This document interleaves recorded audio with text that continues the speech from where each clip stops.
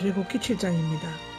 본장에는 바로를 한 차례 만나 실패하고 낙심해하는 모세에게 하나님께서 다시 용기를 불어넣으셔서 다시 바로를 만나도록 소명을 주시는 장면이 소개되고 있습니다. 이제 모세는 하나님의 명령에 복종하여 앞서 자신의 요청을 거부한 바로를 향해 10가지 재앙으로 정면 도전을 하기 시작합니다. 첫 번째 재앙은 피인데요. 14절에서 25절에 기록되어 있죠. 이스라엘 백성을 이집트에서 내보내라는 하나님의 절대 명령을 거부하는 바로에게 지팡이가 뱀이 되게 하는 이적을 보였으나 오히려 그는 마음이 더욱 완고해졌습니다. 이에 하나님께서는 단순한 이적이 아닌 엄중한 심판인 10개의 재앙을 내리기 시작하는데요. 그것은 혹사당하는 이스라엘 백성을 놓아줄 것을 거부한 것에 대한 심판이었을 뿐만 아니라 이집트의 거짓 신들에 대한 참 하나님의 절대적인 능력을 입증하기 위한 것이었습니다. 이 심판은 피재앙으로부터 시작하여 이집트의 신들을 차례로 파괴시키다가 바로의 장자 죽음에서 정점을 이루게 됩니다. 10가지 재앙은 크게 4그룹으로 나눌 수 있습니다. 각 그룹의 첫 번째 재앙은 첫째, 넷째, 일곱째가 바로가 아침에 나일강에 나오면서 아마도 나일강의 신의 크눔에 제사를 드렸던 것 같습니다. 경고가 주어지고 재앙이 시행되었습니다. 첫 번째 재앙들은 피, 개구리인데요. 진절이 나는 재앙들로서 아론의 지팡이가 사용되었습니다. 바로의 반응은 완고하였고 피 재앙과 개구리 재앙이 이 재앙들은 개구리 떼 없애주면 백성을 가게 했다. 요수사들의 지혜를 듣지 않고 있습니다.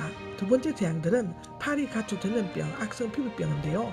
성가시고 고통스러운 것들이었고 지팡이가 사용되지 않았습니다. 바로의 반응은 완고하였고 파리 재앙은 자기 땅에서 제사 드릴 것을 제한 나중에 떠나되 멀리 가서는 안 된다고 했으나 다시 약속을 거두어 드림으로써 일어난 일이고요. 가축 전염병과 악성 피부병이 있는데 이것은 요청을 거절하였을 때 일어난 것입니다. 세 번째 재앙은 우박과 메뚜기의 어둠인데요. 자연계에 대한 재앙으로 모세가 지팡이를 사용하였습니다.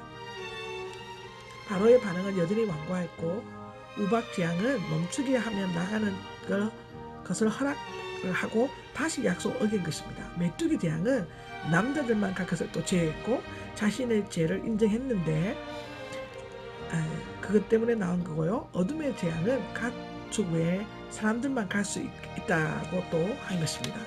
네 번째 재앙은 장자의 죽음인데요. 바로에게 직접 미친 재앙으로서 장자가 죽음으로써 이집트인들을 모두에게 최대의 비극적인 사건이었습니다.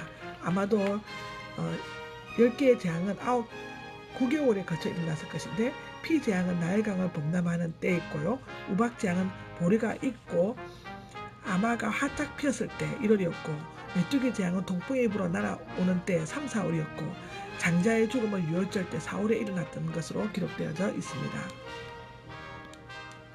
하나님께서 모세와 아론에게 명하시는 것은 14절에서 19절에 나와 있는데요. 모세가 행한 이적을 보았지만 바로는 마음이 완고하여서 이스라엘 백성을 내보내는 것을 계속 거절하였습니다. 하나님께서는 바로가 아침에 물이 있는 곳으로 나올 때 그를 만나라고 모세와 아론에게 명하였었습니다. 나일강은 7월 8월에 범람하여 상류지역에 있는 비옥한 흙을 가져다 주어 풍성한 곡식을 얻게 했으므로 신으로 경배되었습니다. 아마도 바로는 아침에 이 신에게 제사를 드리려고 나왔던 것 같습니다. 모세가 바로에게 히브리 사람들 즉 강을 건너온 사람들이라는 뜻으로 하나님의 위대한 선민임을 나타내고 있죠. 하나님께서 내 백성을 보내어 강야에서 나를 예배하게 하라고 하셨다라는 말씀을 듣지 않았으므로 강물이 피가 되게 하실 것이라고 말했습니다. 18절에 계속해서 이집트에 있는 모든 물, 즉 강과 운하, 늪, 심지어 나무 그릇과 돌 그릇 안에도 피가 고이게 될 것이라고 말했습니다. 19절에 하나님께서 명하신 대로 모세와 아론이 행했습니다. 그들은 하나님께서 명하신 대로 아론의 지팡이로 나일 강물을 쳤고 물은 모두 피로 변했습니다. 그 결과 물고기가 죽고 악취가 나서 물을 마실 수 없었습니다. 사실상 이집트인들에게서 있어서 나일 강은 사람뿐만 아니라 가축과 짐승에게는 생명의 근원이었고 또한 이집트인들의 신을 이기도 했습니다. 또한 그들은 그들의 신들이 나무와 진흙과 돌로 만든 우상들과 형상들을 가운데 있다고 여겼는데 그 기록은 신명기 29장 16절 17에 나와 있죠. 그곳에 있는 물들이 피로 변했다는 것은 그들에게 실로 충격적이었을 것입니다. 현대주의자들은 나일강이 핏빛으로 된 것은 붉은 항토나 적중류 등에 의해서 그렇게 보였다고 하지만 바로나 그 신화 안에 이집트 사람들이 피와 항토색을 분별하지 못했다면 그것은 또 하나의 기적이 될 수도 있을 것이었습니다. 바로가 완고해져서 그들의 말을 듣지 않았다고 22절에 나와 있습니다. 요술사들은 나일강과 모든 물이 피로 이미 변했었기 때문에 모세와 아론이 행했던 것과 똑같은 기적을 행할 수가 없었을 것입니다.